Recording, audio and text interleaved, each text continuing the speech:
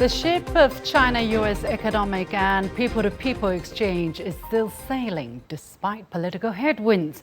And as the 28th anniversary of Hong Kong's return to China approaches, discover how the special administrative region is going from strength to strength.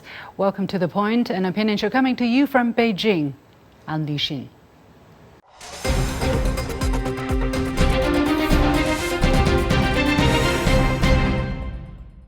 Are Chinese students still welcome in the United States? And what about vice versa? The topic of Chinese students studying in the U.S. recently made headlines around the world after U.S. Secretary of State Marco Rubio threatened to aggressively revoke their visas. Then, following the China-U.S. deal on removing tariffs and other trade talks earlier this month in London, President Donald Trump said Chinese students are welcome to study in the U.S. colleges and universities. That being said, 93,000 less Chinese students are estimated to be studying in the United States, fewer than before the COVID-19 level. What is the situation like for foreign exchange students on both sides of the Pacific? How are the political ups and downs impacting wider people-to-people exchanges? Will things ever return to the way they once were? Earlier, I spoke with Neisan Mahboubi, director of the PEN project on the future of U.S.-China relations at the University of Pennsylvania. Take a look.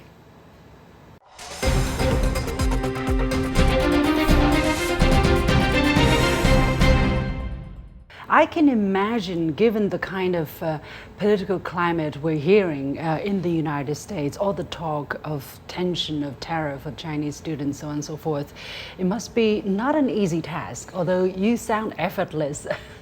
I don't know if it actually is effortless, although I try to make it seem less than supremely difficult. It is a complicated environment for trying to maintain some degree of academic scholarly linkage between the U.S. and China. Has there been a huge fluctuation? I mean, China-U.S. relations have been developing for decades and then abruptly, right, since I think really the problems in the relationship have come to influence the academic landscape as well.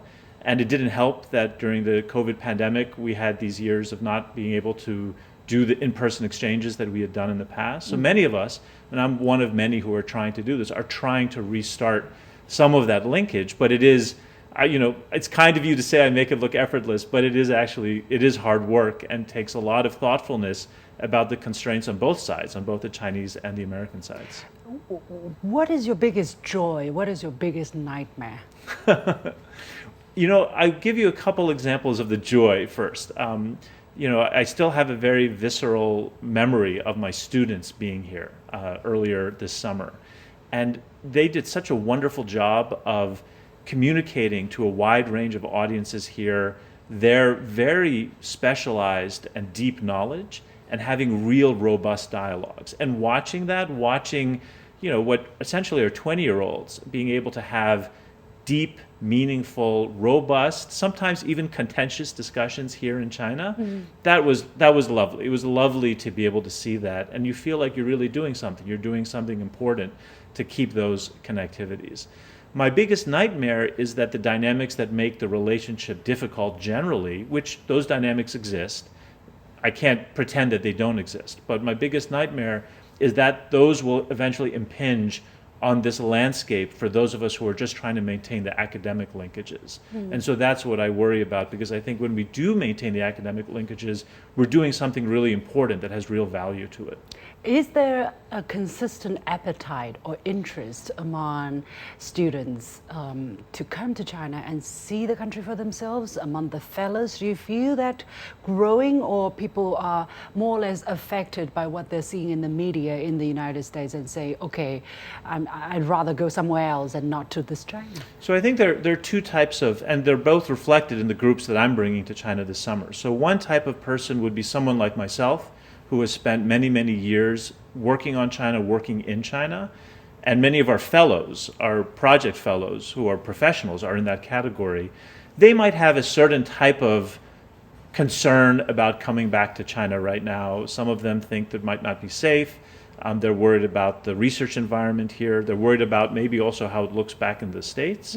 So that's one set of issues. And then another set of issues has to do with the students who don't even have that background and are just beginning to think about pursuing a career that has some relation to China. And so they're overlapping issues, but they are a little bit different. And with the students, at least, one of my goals has been to try to encourage students to consider studying China, and that if they are studying China, then it is useful for them to spend some time here on the ground as part of that study. And I'm not the only one. Many academics in my field are trying to do that, but it is difficult work because of all the aspects of the relationship.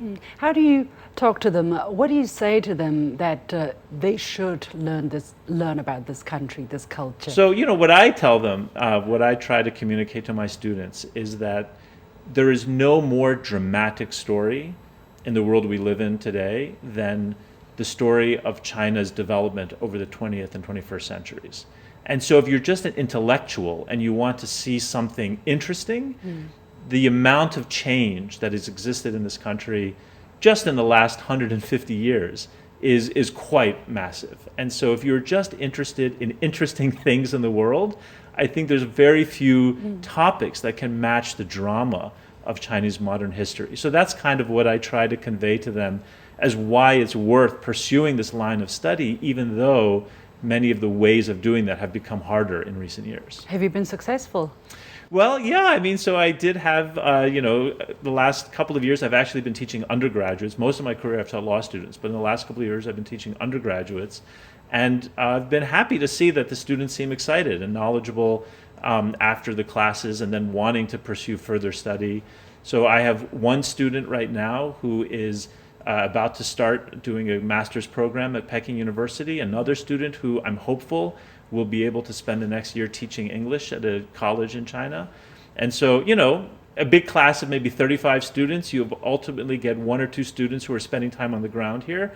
It's pretty good, as they say in Chinese, 差不多, right? So it's close enough to start building up another cohort of China experts. One case at a time, one person Exactly. to influence at a time. I truly admire your perseverance. I know it is not easy given the kind of environment. You must be under so much pressure, I can imagine. I mean, just look at the title, the future of U.S.-China relations. I think these few words may evoke some negative imagination among some people, I would say. You must be under enormous pressure. What are these pressure? How do you push back? How do you survive? Yeah, so I think the pressure, part of that reflects that there is such little trust between the two governments right now. And I'm very conscious of that. There's very, very little trust.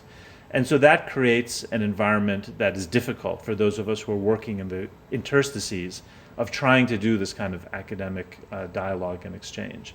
But at least my view is that both governments, even the more hawkish people in both governments, understand that at some level having some degree of connectivity between students and scholars is useful. And so as long as you're extremely careful, there is a path, and the path is very narrow, and at any moment you might take the wrong step and fall off the path. But there is just enough of a path that it's possible. You made it sound very deterring. Well, it depends on your perspective. I think this is a time for people like me. Yeah. We have to have a certain amount of boldness. If we're the kind of person who thinks that this path is too narrow, I should just maybe do something else, then we're not going to make any progress. But I do believe there's just enough of a path forward that with a lot of care and caution, we can take those steps forward. But you have to have an appetite for a certain amount of risk and a certain amount of boldness. Wow, I truly admire your work for people who are navigating this very difficult time and finding that very narrow approach. Are you describing the situation getting slightly better? At least on the Chinese side, I think the Chinese are pretty committed to keeping this engagement open. But going forward, do you see your work being easier slightly, or do you see more troubles ahead? In all honesty, I can't tell. I can see signals in both directions. We are at a very delicate moment where I think we could move in a direction of this work becoming a little easier, or we could move in the direction of becoming a little harder. In what way do you mean? Well, I think, certainly while I've been in China, there was the announcement that our State Department was going to aggressively review China visas for Chinese students studying in the U.S. Now, that's since been walked back a little bit, and so now I think President Trump has said very clearly that he is welcoming of Chinese students coming. So there's some mixed signaling there. So that's going to affect the American appetite to come to China? Is that, or? Well, I think that will certainly affect the Chinese appetite to go to the U.S. And I'm in discussions with many, people here who are thinking about whether it's okay for their kids to go and study in the U.S. But then, obviously, one could imagine that if there was, in fact, aggressive review of Chinese students' visas in the U.S., then the Chinese side might feel it necessary to somehow respond to that. I agree with you that at this moment, the Chinese side is still more welcoming, and partly, it's all in the aftermath of the San Francisco summit between then President Biden and President Xi Jinping.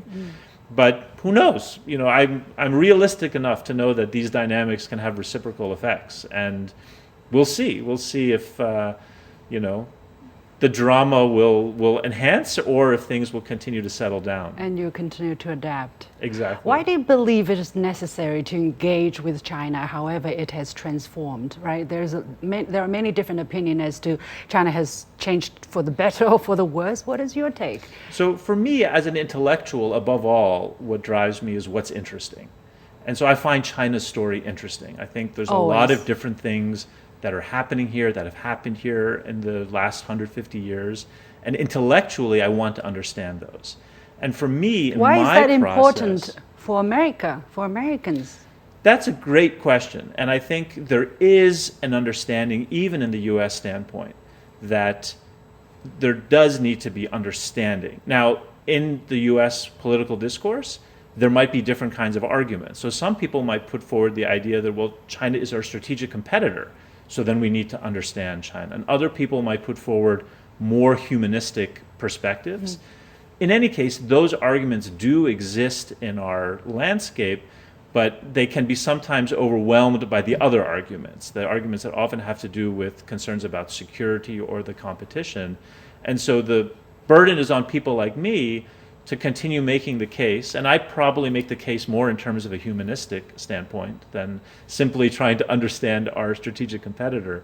But from my standpoint, we have to do a good job in our political discussion to explain why understanding is good, that it inherently is a good value, and that understanding doesn't mean agreement, doesn't mean that you adopt the same positions. It's simply at least having knowledge about what the other side thinks. See what the world is really like. Exactly.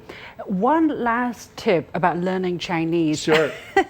How do you make it for those who might be interested and deterred? In fact, I started studying Chinese exactly 30 years ago, and 30 years ago to this summer was when I came to China for the first time in the Princeton-Beijing language program to study Chinese.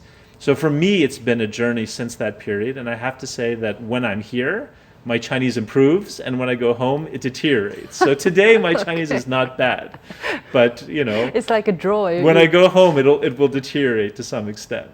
But Chinese is not that hard, no? I mean, everybody says Chinese is difficult, Chinese is difficult. It depends on your perspective. At least I'll put a plug in for the Princeton-Beijing program. They really emphasize sounding correct in terms of your tones. Okay. So the tones, if you take tones seriously, that's difficult. But at least that part has been drilled in me for some 30 years. Good, good. Well, I hope more people will follow your footsteps and discover the richness, the joy, right, that comes with understanding other cultures, other parts of the world. Thank you so much, Absolutely. Nesama. Thank you very much. Director of the PEN Project on the Future of U.S.-China Relations of the University of Pennsylvania. It's good to have you in the studio finally. Thank you.